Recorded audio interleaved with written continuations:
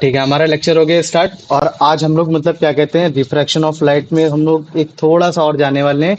ये चीज जानने वाले हैं कि यार हमने ये जाना था कि अगर कोई भी लाइट तुम्हारी ऑब्लिकली पड़ रही है, क्या पड़ रही है, ऑब्लिक पड़ रही है, मतलब कुछ सर्टेन एक एंगल पे पड़ रही है, तो वो तुम्हारी बेंड हो रही है ना। और हमने उसका बेंडिंग भी समझ लिया था क्यों बेंड हो रही है।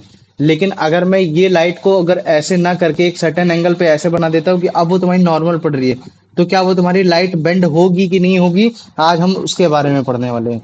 तो मुझे बताओ, ऑलरेडी मैंने इसके इसके बारे में समहाउ थोड़ा बहुत मैंने बता दिया था, लेकिन फिर भी तुम मुझे बताओ कि अगर कोई भी तुम्हारा ग्लास है या फिर कोई भी तुम्हारा ऐसा दूसरा मीडियम है जिसमें तुम्हारी स्पीड ऑफ लाइट जो होती है वो तुम्हारी डिफरेंट होती है। क्या होती है, डिफरेंट होती है। अगर जैसे मान लो मैंने बोल दिया एयर, और मैंने ये बोल दिया दूसरा मीडियम है जो कि तुम्हारा ग्लास है, और दोनों की ग्लास में तुम्हारा जो स्पीड है लाइट की वो डिफरेंट है, तो हमने देखा था कि वो जब तुम्हारी लाइट बेंड होती थी तो कब होती थी, जब हम उसमें ऑब्लिक एंगल करते थे। और हमने ऑब्लिक में बताया भी था कि जो तुम्हारा लेफ्ट हैंड साइड वाला होता है वो पहले जाता है, जिसकी वजह से वो ग्लास के अंदर स्पीड उसकी धीमी हो जाती है। और लेकिन जैसे वो ग्लास के बाहर निकलता है वैसे उसकी स्पीड तेज हो जाती है, ताकि वो अपने वेवलेंथ को मैच कर सके और शेप को मेंटेन करने की कोशिश कर सके, जिसकी वजह से आपकी लाइट बेंड हो जाती है।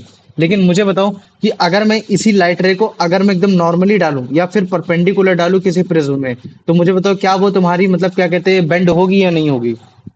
नहीं होगी। नहीं होगी ना। तो हमेशा याद रखना कि कभी भी अगर तुम्हारी कोई भी लाइट रे अगर नॉर्मली पड़ रही है किसी भी ग्लास प्रिज्म में या कुछ भी किसी में पड़ रही है, तो वो कभी भी तुम्हारी बेंड नहीं होती है। और नॉर्मल का मतलब होता है परपेंडिकुलर, मतलब 90 डिग्री। इस चीज को हमेशा याद रखना। तो तुमको समझाना पड़ेगा ऐसे कि एक इंसिडेंट रे है ना, जिसको हम लोग क्या बोलेंगे, इंसिडेंट रे। इसको कुछ भी बोल सकते हैं, जैसे मान लो कि मैंने बोल दिया इसको एओ बोल दिया, तो तुम बोलोगे कि भैया एक एओ एक इंसिडेंट रे है जो कि परपेंडिकुलर पड़ रही है किसी ग्लास प्रिज्म में। तो तुमको बताना पड़ेगा कि भैया जो परपेंडिकुलर जिस ग्लास प्रिज्म पड़ रही है वहां वो 90 डिग्री का एंगल बना रही है। तो जब वो 90 डिग्री का एंगल बनाते हुए मतलब ग्लास प्रिज्म के अंदर जाएगी, तो हम देखेंगे कहीं भी बेंडिंग नहीं हो रही है। क्यों नहीं हो रही है? क्योंकि जो तुम्हारा नॉर्मल रे है, नॉर्मल रे में ही तुम्हारी मतलब क्या कहते हैं, इंसिडेंट रे और रिफ्रैक्टेड रे जो तुम्हारी नीचे वाली है, जिसको मैं बोल सकता हूँ ओ भी बोल सकता हूँ, वो दोनों एक ही लाइन में। तो मुझे बताओ, इसमें तुम्हारा अगर मैं बोलता हूँ कि एंगल ऑफ इंसिडेंट और तुम्हारा एंगल ऑफ रिफ्रैक्टेड, ये क्या होगा, मुझे बता सकता है कोई? बताओ कितना होगा। अगर कोई भी नॉर्मल लाइन में अगर या फिर कोई नॉर्मल रे में अगर तुम्हारा अगर मतलब क्या कहते हैं कोई लाइट इंसिडेंट हो रही है, तो तुम्हारा एंगल ऑफ इंसिडेंट और एंगल ऑफ रिफ्रैक्टेड का एंगल कितना होता है, मुझे बताओ। क्या भैया? Sir zero. जीरो। हाँ, ऑब्वियस ही बात है ना, यही चीज तो मैंने समझाया था तुमको प्लेन मिरर में भी, कि अगर प्लेन मिरर पे मान लो कि अगर तुम्हारी कोई नॉर्मल हाँ लाइट रे सर है वो जीरो। है ना, नॉर्मल लाइट रे, और अगर नॉर्मल में ही अगर तुम्हारी मतलब क्या कहते हैं कि अगर कोई लाइट रे आ रही है, तो इसका मतलब है कि तुम्हारा जो इसमें इंसिडेंट एंगल है वो जीरो है, और हमें मालूम है कि angle of incident is equal to angle of refraction. तो वहां तुम्हारा जस्ट उसके वापस भी चला जाएगा। तो ठीक वैसे यहाँ ग्लास प्रिज्म में भी है। अगर ग्लास प्रिज्म में अगर तुम्हारी कोई भी लाइट रे अगर तुम्हारे प्रिज्म में परपेंडिकुलर पड़ रही है, तो जो उसमें तुम्हारा इंसिडेंट एंगल होगा वही तुम्हारा मतलब रिफ्लेक्टेड एंगल भी हो जाएगा। और हमें मालूम है कि जो तुम्हारा नॉर्मल रे में जो तुम्हारा इंसिडेंट एंगल होता है वो होता है तुम्हारा जीरो। तो जिसकी वजह से तुम्हारा जो रिफ्रैक्टेड एंगल भी यहाँ निकल कर आएगा वो कितना आएगा, जीरो। और जो तुम्हारा इंसिडेंट और रिफ्रैक्टेड एंगल होता है वो हमेशा हम लोग नॉर्मल रे के कंपेयर करने के बाद हम लोग निकालते हैं। तो मुझे बताओ इतना समझ में आ गया कि नहीं आ गया? कितना आया? आ गया सर। आ गया ना। हाँ तो भैया। देखो अभी देखो मैं तुमको बताता हूँ, ये वाला कंसेप्ट बताता हूँ कि यार एक्चुअली में ऐसा होता क्यों है। हम लोगों ने पढ़ा कि यार भाई लाइट तो बेंड होती है नॉर्मली, जब मतलब क्या कहते हैं कभी भी अगर तुम्हारे एक मीडियम से दूसरे मीडियम में जाती थी, हमने ये चीज जाना था। तो देखो लाइट तुम्हारी बेंड तभी होगी जब वो किसी इंक्लिनेशन में पड़ेगी या डिक्लाइन में पड़ेगी, मतलब या किसी भी तुम्हारे मतलब ऑब्लिक एंगल में पड़ेगी। बिना उसके मतलब नहीं होगी। अब जैसे मान लो कि ये तुम्हारी लाइट रे आ रही है, क्या आ रही है, ये तुम्हारी लाइट रे नॉर्मली इसमें पड़ रही है, तो हमें मालूम है कि जो भी तुम्हारी लाइट रे होती है वो किससे कंसिडर, वो किस चीज से बनी होती है, तुम्हारी वेव से बनी होती है ना। और वेव जो तुम्हारी वेव होती है वो वेव कैसी होती है, वो वेव ऐसे होती है। लेकिन इसको स्मूथ करने के लिए हमने बना लिया, इसको ऐसे बना दिया, ठीक है। तो मुझे बताओ अगर ये वेव ऐसे आ रही है, ठीक है, कंसीडर करो ये वेव आ रही है, और मैं वेव का जो लेफ्ट वाला पार्ट है मैं इसको ए लिखता हूँ बी लिखता हूँ, तो मुझे बताओ सबसे पहले वेवलेंथ कौन सी जाएगी, ए सर जाएगी दोनों बी एक जाएगी साथ। या दोनों एक साथ जाएगी? दोनों एक साथ जाएगी है ना। तो अब देखो जब दोनों एक साथ जा रही हैं, तो वो ना तो वेवलेंथ को मैच करने के लिए ना वो कुछ करने के लिए अपने शेप को चेंज नहीं कर रही हैं, तो जब वो अपने आप को शेप को चेंज नहीं करेगी तो फिर क्या होगा कि तुम्हारी लाइट भी बेंड नहीं होगी। बस लेकिन इसमें केवल एक चीज ये होगा कि जब वो तुम्हारे दूसरे मीडियम में जाएगी तब लाइट की स्पीड भले चाहे स्लो हो जाए। जैसे मान लो कि अगर एयर में तुम्हारे 3 × 10⁸ है, तो वो जो तुम्हारी मतलब क्या कहते हैं कि जो इसमें होगी वो शायद तुम्हारी 2 × 2.8 × 10⁻⁸ हो जाए।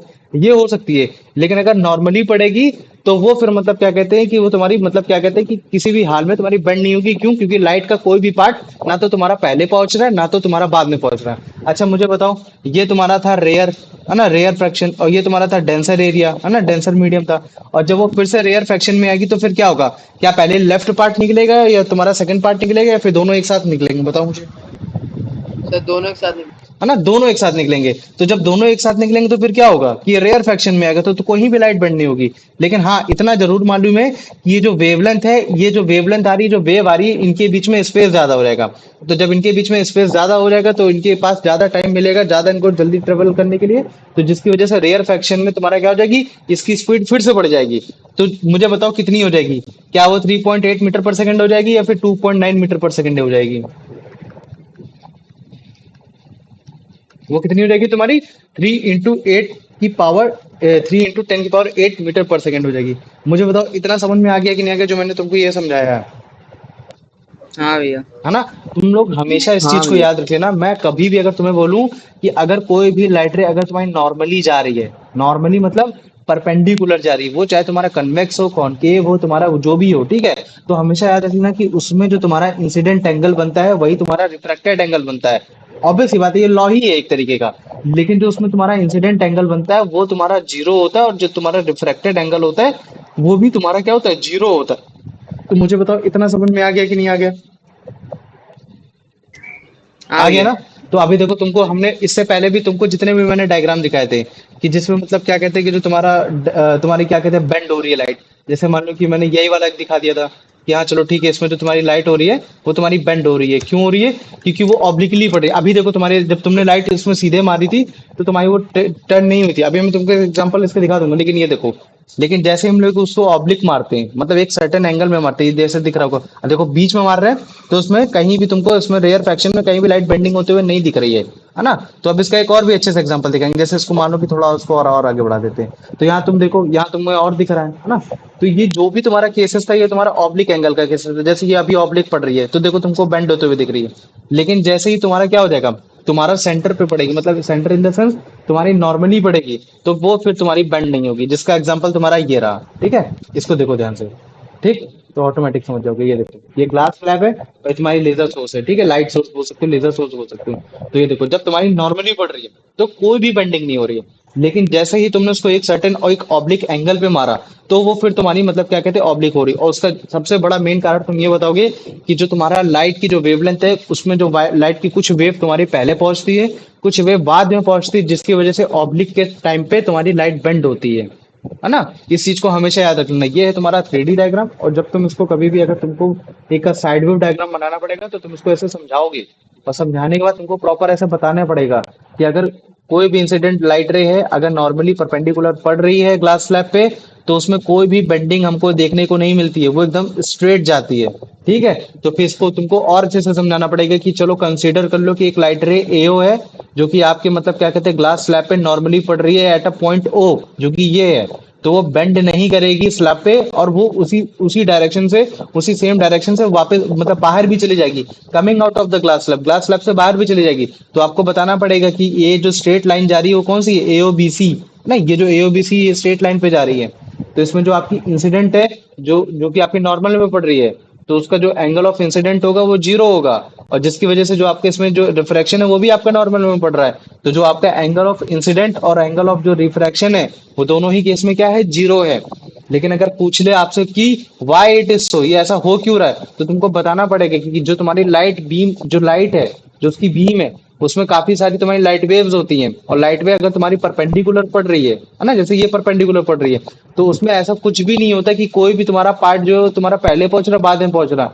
इसमें जितना भी पार्ट है, all the part of light wave, वो तुम्हारा एक ही टाइम में मतलब क्या कहते हैं एंटर करता है, और एक ही टाइम में एंटर होने के बाद पूरी की पूरी जो वेवलेंथ होती है जो उसकी स्लो हो जाती है। तो बस इसी वजह से तुम्हारी मतलब लाइट थोड़ी धीमी हो जाती है, लेकिन वो एक ही टाइम पे एंटर करता है जिसकी वजह से बेंडिंग नहीं होती है। तो कोई भी डायरेक्शन चेंज नहीं होगी लाइट की, कोई भी बेंडिंग नहीं होगी, कोई भी तुमको रिफ्रैक्शन इस केस में तुमको देखने को नहीं मिलेगा। समझ में आ गया ना? ये चीज है।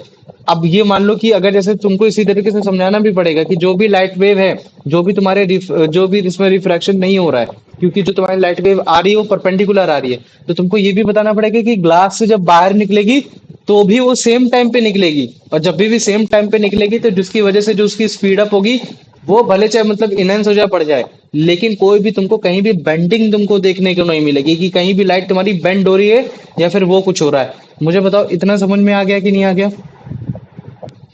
आ हाँ गया। भैया आ गया। आ गया ना? चलो ठीक है, आर्यन इसका आंसर बताओ।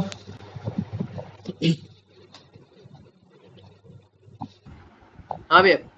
What पढ़। happened to the ray of light if it fall normally perpendicular to the surface of a glass slab?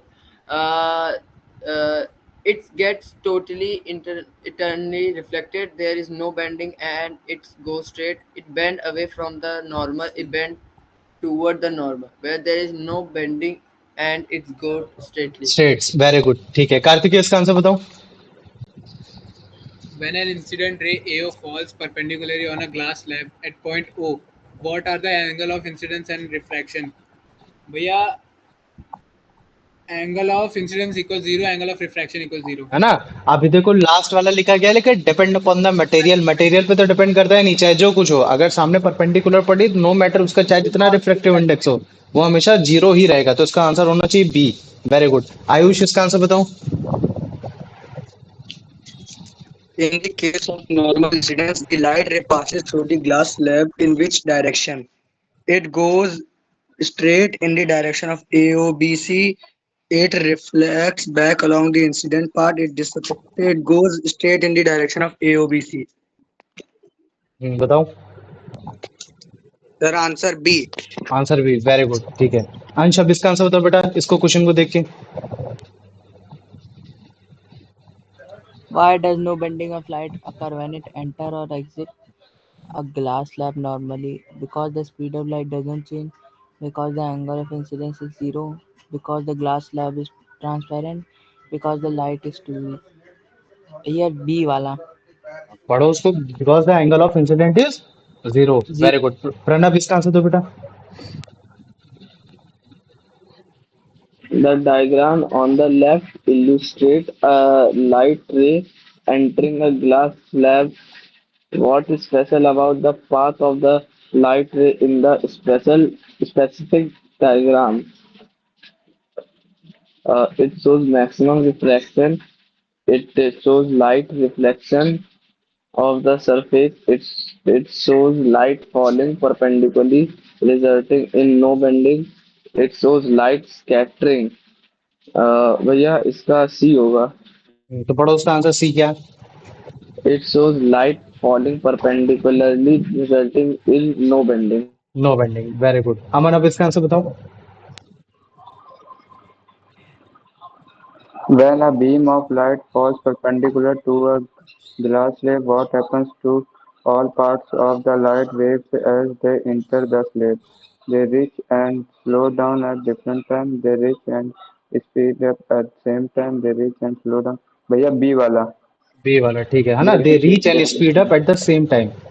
नहीं, क्या बोला? When a beam of light for perpendicular on a glass slab, मतलब glass slab में जब perpendicularly जा रही है तो वो तो बिल्कुल है कि वो सेम टाइम पे तुम्हारी पहुंचेगी तो जरूर है, लेकिन मुझे बताओ वो स्लो होगी या फास्ट होगी? फास्ट होगी भैया जैसे स्पीड में जा रही नॉर्मल. नहीं, मैं बोल रहा हूँ कि ये लाइट रे है जो कि तुम्हारी इस तरह से नॉर्मली आ रही है, तो जो तुम्हारी एयर में हाँ स्पीड होगी क्या वो तुम्हारे मतलब क्या कहते हैं ग्लास में भी वही स्पीड होगी? हाँ भैया. अच्छा चलो ठीक है, तो फिर तुम बताओ आर एन क्या भैया होगी? क्योंकि बैंड बैंड नहीं हो रही जब वो तो नहीं तो स्पीड अरे जरूरी ग्लास नहीं है में ना। अलग होगी। हाँ, ग्लास में अलग होगी, याद रख लेना तुम्हारे डेंसर मीडियम पे लाइट स्लो होती है, ठीक है? तो मैटर नहीं करता कि तुम्हारी नॉर्मली पड़ रही है या परपेंडिकुलर पड़ रही है या फिर कहाँ से भी पड़ रही है, अगर वो तुम्हारी लाइट रे अगर तुम्हारी डेंसर मीडियम में आ रही है तो वो तुम्हारी स्लो जरूर होगी, लेकिन अगर वो ऑब्लिकली आ रही है इस तरीके से आ रही है तो वो बेंड हो जाएगी, लेकिन अगर वो तुम्हारी नॉर्मली आ रही है तो वो तुम्हारी बेंड नहीं होगी। तो मुझे बताओ अमन इसका आंसर क्या होगा? फिर से क्वेश्चन पढ़ो। what a beam of light falls perpendicular on a glass slab. What happens to all parts of the light waves as they enter the slab. भैया they reach and slow down at the same time. Same time. तो तुमको इसमें समझना पड़ेगा कि कौन सा case है कि केस क्या बोल रहा है कि जब लाइट परपेंडिकुलरली फॉल हो रही है, मतलब गिर रही है, किसमें गिर रही है, तुम्हारी ग्लास स्लैब में गिर रही है, तब वो Glass तुम्हारी slab. मतलब सेम टाइम पे रीच पहुंच रही है, लेकिन साथ साथ में तुम्हारी स्लो भी हो रही है। ठीक है कार्तिक, जो तुम्हारा दोस्त है उसे अगर वो सुन रहा है तो वो वाला आंसर दे, इसका अगला वाला, ये वाला आंसर दे। क्या नाम था उसका? वहां पे होते बोल बोल पढ़। Why does no reflection तेज तेज तेज तेज तेज एकदम शांत पढ़ो भाई, आवाज नहीं आ रही इसकी, थोड़ा तेज बोले। Why does not reflection of light occur when a beam of light falls perpendicular on a glass slab? Uh, पूरे सारे ऑप्शन। हाँ सारे ऑप्शन पढ़। Because the light waves do not change speed, because the light waves reach and slow down at the same time, because the glass slab is too thick, because the light is so B वाला। B वाला, very good, चलो ठीक है। अब कार्तिक इसका answer बताओ। When a beam of light traveling in a glass slab comes out in air perpendicularly, what happens to all parts of the light waves? भैया they are they emerge and slow at different times. They emerge and speed up at the same time. They emerge and speed up at different times. They are completely absorbed by the air. Where they emerge at the speed at the same time. Same time, very good. तो इसमें देखो question की demand क्या है, question ये बोल रहा है कि अगर कोई भी लाइट ट्रेवल जो कर रही है वो ग्लास स्लैब से बाहर निकल रही है, और वो जो बाहर निकल रही है कैसे निकल रही है, परपेंडिकुलर निकल रही है, तो हमें मालूम है कि वो निकलेगी जब तो वो सेम टाइम पे निकलेगी और उसके साथ साथ वो स्पीड अप हो जाएगी, लेकिन कहीं भी तुम्हारी लाइट बेंड नहीं होगी।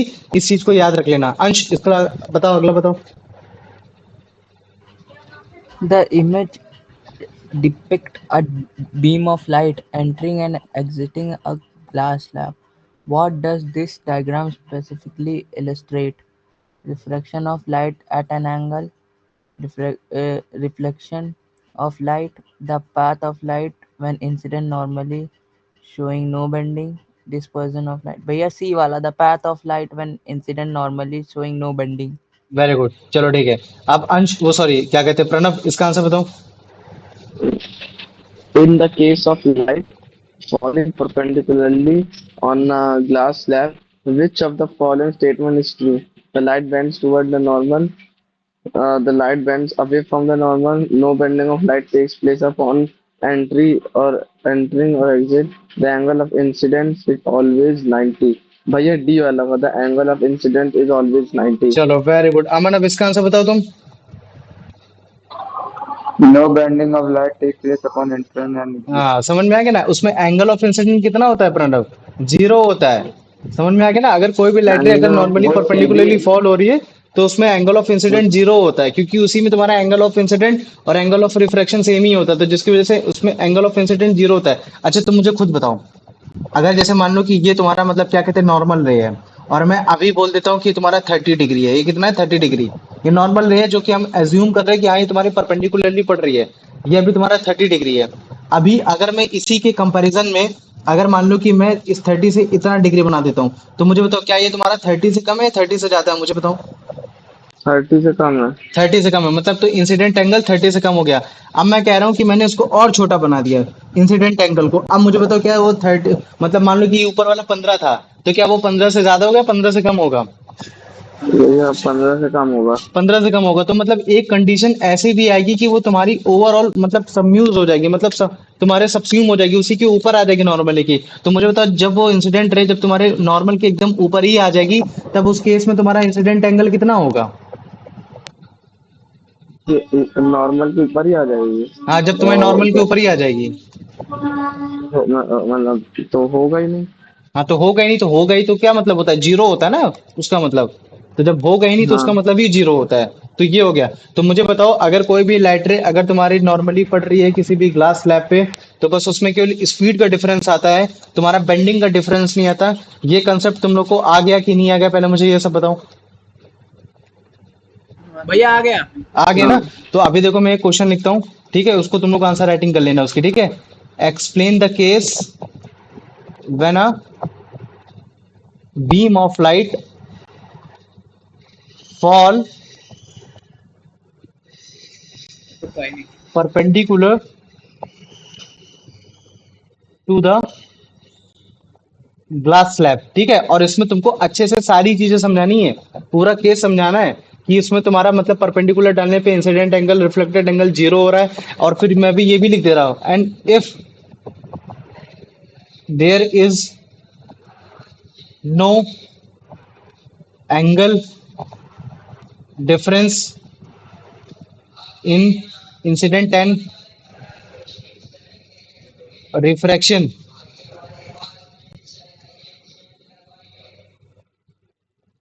Then why it is so. समझ में आ रहा है मैंने क्या लिख दिया इसमें? मैंने बोला कि तुम मुझे एक्सप्लेन करो कि जब कोई भी लाइट रे परपेंडिकुलर फॉल होती है ग्लास स्लैब में तब क्या होता है, ठीक है। फिर उसके बाद में मैंने तुम्हें ये भी बोला कि अगर उसमें एंगल जो है इंसिडेंट और डिफ्रैक्शन का कोई भी नहीं होता, मतलब जीरो होता है, तो वो क्यों होता है वो भी तुमको एक्सप्लेन करना है। तो ये तुम्हारा 4 नंबर का ऊपर हो गया और 3 नंबर का नीचे हो गया, तो मतलब टोटल 7 मार्क्स का हो गया। अब मुझे बताओ ये क्वेश्चन में अगर किसी को कोई भी डाउट हो तो, किसी को कोई डाउट है?